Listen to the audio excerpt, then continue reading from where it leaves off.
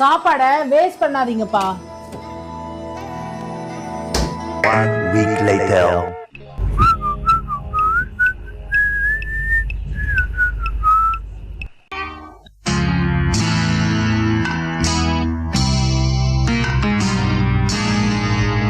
Hey hey, என்னடி இது?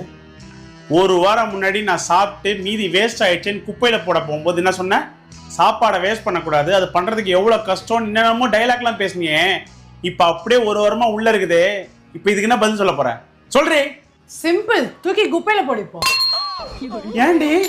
அன்னைக்கு அது ஃப்ரெஷ்ஷா இருந்தது, இப்போ ஒரு வாரம் ஆயிடுச்சு. இப்போ நீ தூக்கி குப்பையில போடலாம், ஏன்னா அது கெட்டு போயிடுச்சு. கூட்டி கழிச்சது சரியா. இதத்தானே அவனும் முதல்ல சொன்னான். சரியாகாத பைத்தியம்டா.